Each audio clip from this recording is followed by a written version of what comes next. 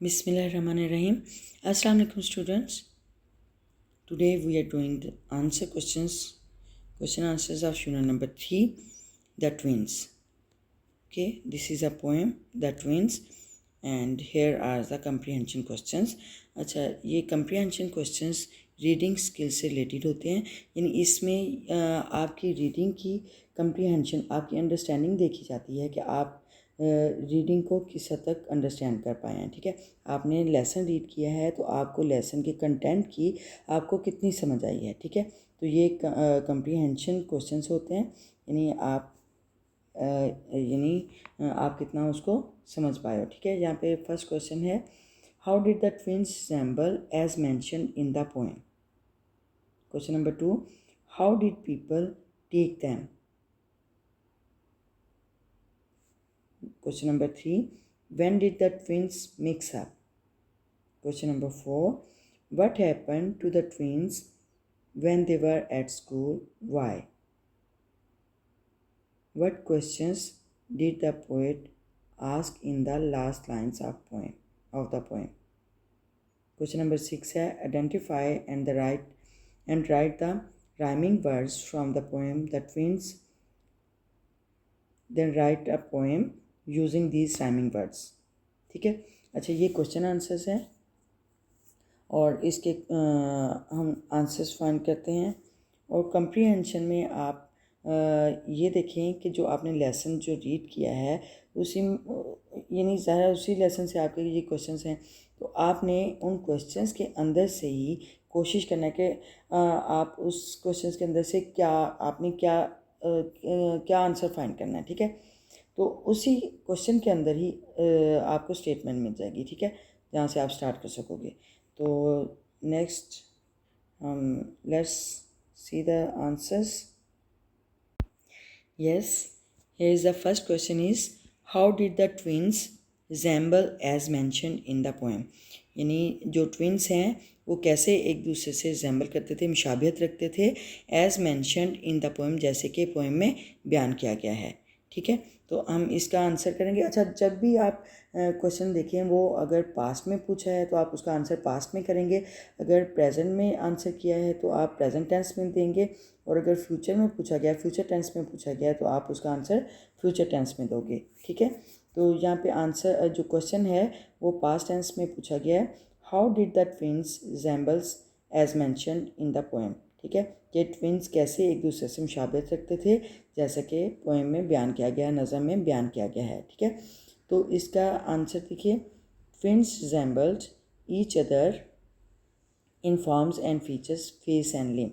ठीक है, हमने आंसर भी पास्ट टेंस में दिया है, ट्विंस रिजेंबल्ड सेकंड फॉर्म है तो second form past simple past को रिप्रेजेंट करती है। ठीक है, twins resembled each other in form and feature, face and limb, यानी ट्विंस एक दूसरे से मुशाबिहत रखते थे इन फॉर्म एंड फीचर्स, यानी शक्ल व शुबाहत में, यानी खद व खाल में, फेस एंड लिम्ब, चेहरे और जिस्मानी अज़ा से। ठीक है, तो ये इसका आंसर है क्वेश्चन नंबर 1 का। अच्छा, next question number 2, how did people take them. लोग उन्हें कैसे लेते थे, कैसे यानी उन्हें कैसे किस तरह लेते थे। ठीक है, तो people took them for one another, लोग उन्हें एक दूसरे के तौर पे लेते थे, यानी वो इतने उनकी आपस में रिजेम्बलेंस थी कि लोग अक्सर गलती यानी उन्हें समझ नहीं लगता था कि कौन है। ठीक है, यानी जॉन को राइटर के तौर पे और राइटर को जॉन के तौर पे लेते थे। ठीक है, people took them for one another, लोग जो हैं उन्हें ट्विंस को एक दूसरे के तौर पर लेते थे, यानी कि वो उन्हें समझ नहीं पाते थे। ठीक है, क्वेश्चन नंबर 3 है, when did the twins mix up, कि जो ट्विंस हैं वो आपस में गडमड या मिले जुले, कब मिले जुले। ठीक है, यानी ट्विंस आपस में यानी गडमड कब हुए। ठीक है, तो इसका आंसर है, the twins mixed up when the nurse wash them after their birth, यानी उनकी पैदाइश के बाद जब नर्स ने उन्हें नहलाया या नर्स ने उन्हें वॉश किया तो तब वो आपस में गडमड हो गए, मिक्स हो गए। ठीक है, ये भी देखिए आप पास्ट टेंस में क्वेश्चन है तो पास्ट टेंस में ही उसका आंसर करेंगे। The twins mixed up when the nurse wash them after their birth. ठीक है। क्वेश्चन नंबर 4 है what happened to the twins when they were at school, why. What happened to the twins यानी twins के साथ क्या हुआ when they were at school, जब वो स्कूल थे। यानी क्या ट्विंस के साथ स्कूल में क्या होता था जब वो यानी जब स्कूल में थे तो उनके साथ क्या होता था, वाई और क्यों। ठीक है। तो इसका आंसर है when they were at school, जब वो स्कूल में थे, द वन वाज बीटन, एक को मारा जाता था जो कि ये राइटर था, उसे उसकी पिटाई होती थी फॉर हिज ब्रदर जॉन, उसके भाई जॉन के लिए, यानी उसके भाई जॉन की तरफ से जॉन के लिए उसकी पिटाई होती थी, यानी उसे जॉन समझा जाता था। और जॉन वाज, और क्यों होती थी, John was proved himself as a fool, क्योंकि जॉन ने अपने आप को बेवकूफ़ साबित किया था। ठीक है। यानी जॉन बेवकूफ़ हुआ था तो वो मिस्टेक्स करता था तो उसे जॉन समझ के पिटाई की जाती थी दूसरे भाई की। ठीक है। तो ये स्कूल में उनके साथ होता था कि ये वो अपने भाई की वजह से पीटा जाता था। क्वेश्चन नंबर 5 है what question did the poet ask in the last lines of the poem. यानी आखिरी लाइन में, पोएम की आखिरी लाइन में पोएट ने क्या क्वेश्चन पूछा था। ठीक है। डिड, व्हाट क्वेश्चन डिड, तो क्या पोएट ने नज़म के आखिर में क्या क्वेश्चन किया था। ठीक है। तो इसका आंसर है the poet asked the questions, poet ने क्वेश्चन पूछा था what would you do to prove that you were you, कि आप क्या ये साबित करने के लिए क्या करते कि आप हैं। ठीक है। The poet asked the questions what would you do to prove that you were you. ठीक है। तो ये क्वेश्चन किया था। और क्वेश्चन नंबर 6 है last, identify and write the rhyming words from the poem the twins, then write a poem using these rhyming words. ठीक है। अच्छा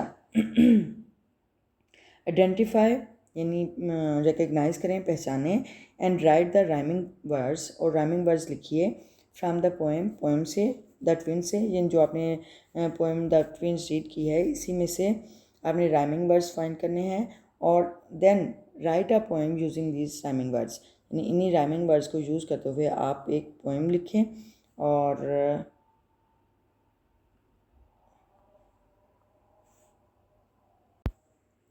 यस, क्वेश्चन नंबर 6 का आंसर है राइमिंग वर्ड्स, कि आइडेंटिफाई करें राइमिंग वर्ड्स। तो इसके जो पोएम में द ट्विंस पोएम में जो राइमिंग वर्ड्स हैं वो कौन से हैं। Rhyming words in the poem are lame, him, ये राइमिंग वर्ड्स हैं। Lame, him, brother and other, kith and kin, twin, pitch, which, verse, nurse, whim, him, dog, flog, school, fool। ठीक है। ये राइमिंग वर्ड्स हैं जो use हुए हैं the poem twins में, पोएम द ट्विंस में। और using these rhyming words you can write a poem. Okay, चलिए नेक्स्ट देखते हैं, हम इसका सेकेंड पार्ट देखते हैं रीडिंग स्किल्स में। यस, यहाँ पे रीडिंग स्किल्स का सेकेंड पार्ट है फिगर ऑफ स्पीच। अच्छा, फिगर्स ऑफ स्पीच ये किसी भी यानी खूबसूरत स्पीच को खूबसूरत बनाने के लिए फिगर्स ऑफ स्पीच का इस्तेमाल किया जाता है। और इसमें डिफरेंट यानी हम कह सकते हैं कि 8 फिगर्स ऑफ स्पीच भी कह सकते हैं, 12 figures of speech, 18 figures of speech, यानी जिस तरह आप स्पीच को खूबसूरत बनाओगे आप वैसे, यानी बहुत सारे फिगर्स ऑफ स्पीच हैं, लेकिन यहाँ पे हम चंद फिगर्स ऑफ स्पीच को डिस्कस करेंगे। ठीक है। और फिगर्स ऑफ स्पीच होते क्या हैं। Figures of speech is an ornamental use of speech, यानी किसी भी स्पीच का ये जेवर होते हैं उसमें। जैसे कि हम ये पोइट्री की अगर बात करें तो इसमें ज़्यादातर फिगर्स ऑफ स्पीच का यूज़ हो रहा होता है। इसमें सिमिलीज यूज़ हो रही होती हैं तशबीह देने के लिए, और इस्तारे जिस तरह उर्दू को बोलते हैं, मेटाफर्स होते हैं, आयरनीज़ होती हैं, और पर्सनिफिकेशन, इडियम्स होते हैं, और इसमें एलिट्रेशन, हाइपरबोली, एसोनेंस एट्सेट्रा, ये सारे जो हैं ये फिगर्स ऑफ स्पीच हैं। ठीक है, तो फिगर्स ऑफ स्पीच में यहाँ पे जो हम थ्री फिगर्स ऑफ स्पीच को डिस्कस करेंगे, यहाँ पे है alliteration. Alliteration, the use of same consonant letter और sound at the beginning of a word of a stress label in a line of poetry या in a line of verse. ठीक है, यानी हम किसी भी पोइट्री में या किसी भी वर्स में हम उसमें जो बिगनिंग साउंड होती है जो साउंड होती है या लेटर्स होते हैं कंसोनेंट होते हैं। ठीक है, एलिट्रेशन में हमेशा जो बिगनिंग जो वर्ड्स के बिगनिंग में जो साउंड्स होंगी या लेटर्स होंगे वो कंसोनेंट होंगे। ठीक है, एलिट्रेशन में हमेशा कंसोनेंट लेटर की रेपिटेशन होगी। अच्छा, for example the piper began playing his pipe again. ठीक है, इसमें आप देखें रेपिटेशन हो रही है पी की, पी लेटर है कंसोनेंट। ठीक है, कंसोनेंट लेटर है पी।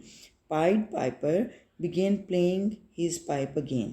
ठीक है, यानी किसी भी जो स्ट्रेस लेबल है जिस पे हम स्ट्रेस देंगे, the pied piper began playing his pipe again. ठीक है, आपको फील हो रहा होगा कि जिस वर्ड पे हम स्ट्रेस दे रहे हैं, जो स्ट्रेस लेबल है, उसके जो बिगनिंग साउंड है या लेटर है वो कंसोनेंट है। ठीक है, तो जो कंसोनेंट लेटर से स्ट्रेस लेवल के बिगनिंग में आए उसको हम एलिट्रेशन से कहते हैं, एलिट्रेशन से बोलते हैं। ठीक है, नेक्स्ट एग्जांपल देखें इसकी। Ben blue a big blue bubble with a bubble gum. ठीक है, Ben blue a big blue bubble with bubble gum.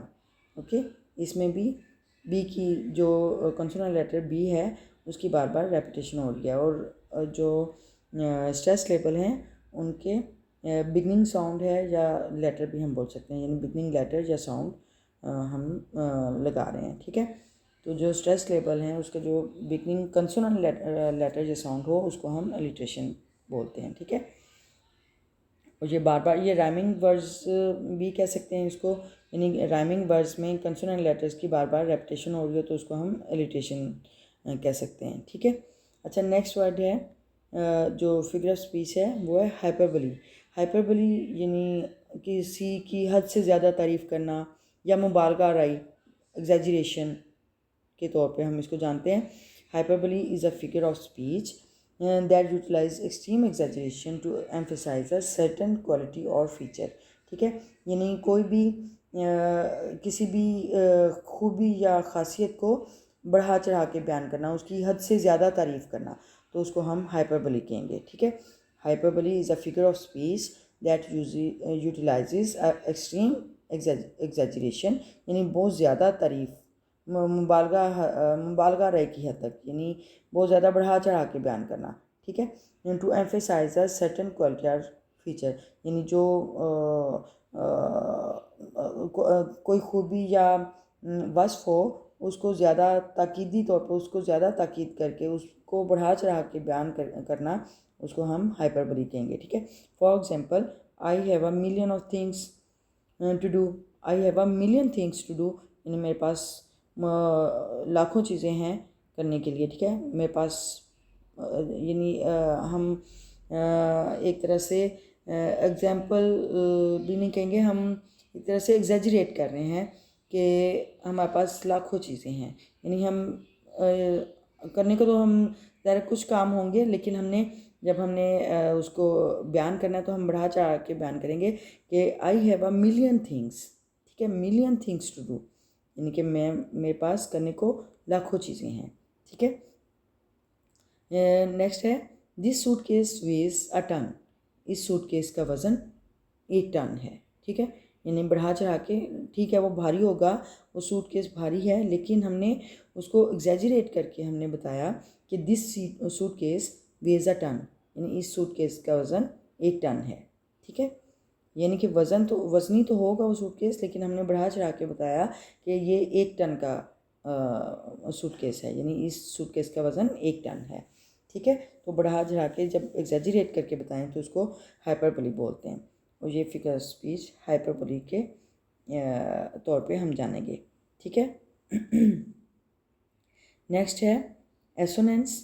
Assonance का मीनिंग होता है मुशाबिहत, हम आहंगी, और इसमें जिस तरह अलिट्रेशन में जो स्ट्रेस लेवल के जो बिगनिंग साउंड थी या लेटर थे वो कंसोनेंट थे, और इसमें एसोनेंस में ये होता है कि इसमें जो रेपिटेशन हो रही होती है सेम और सिमिलर वाउल साउंड्स की विद इन अ वर्ड, यानी साउंड के जो वर्ड है इस लेवल स्ट्रेस लेवल है उसके यानी कि स्टार्ट में नहीं होगा, ये विद इन अ वर्ड होता है, ठीक है।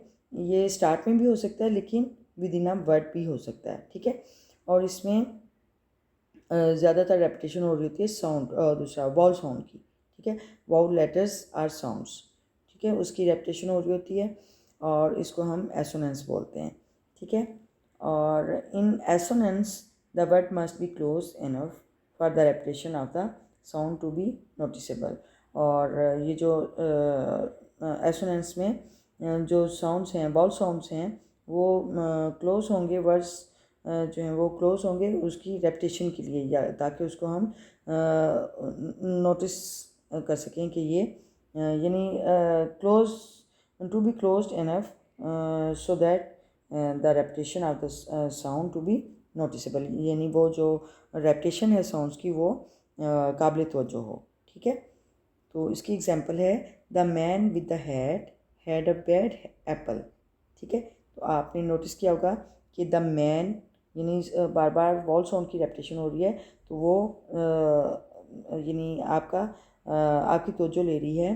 The man with the hat had a bad Apple, यानी आपको फील हो रहा होगा कि वॉल साउंड बार बार रिपीट हो रही है, ठीक है। तो आप नोटिस कर रहे हो कि वॉल साउंड बार बार रिपीट हो रही है। अच्छा, नेक्स्ट एग्जांपल है he eats the sweet treats. He eats the sweet treats, यानी इसमें भी वॉल साउंड की रेपिटेशन हो रही है, ईट्स स्वीट ट्रीट, ठीक है। तो ये वॉल साउंड है। और फर्स्ट वाली एग्जांपल में the man with the hat had a bad apple, इसमें भी बार बार वॉल साउंड है, man hat had bad apple, ठीक है। तो ये वॉल साउंड जो बार बार रेपिटेशन हो वॉल साउंड की, और within a word or the beginning of the word, तो वो एसोनेंस होती है, ठीक है। एसोनेंस ये फिगर्स ऑफ स्पीच में है, ठीक है।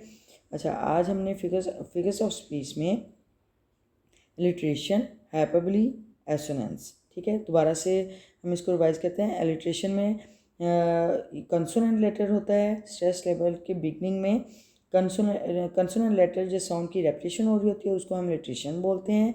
और हाइपरबोली जिसमें हम एग्जैजरेट करके चीज़ों को बढ़ा चढ़ा के बयान करें, यानी हद से ज़्यादा तारीफ़ कर दें, तो उसको हाइपरबोली बोलते हैं। और एसोनेंस में वॉल साउंड की रेपिटेशन होती है, और ये वॉल साउंड की रेपिटेशन यानी विद इन अ वर्ड हो सकती है और वर्ड के स्टार्ट में भी हो सकती है, ठीक है। तो इसको हम एसोनेंस बोलते हैं, ठीक है। तो I hope you have got the concept of figures of speech and comprehension questions also. And if you learn something useful from this channel, please subscribe my channel and press the like button also. Okay, members means your prayer, and till the next video, Allah Hafiz.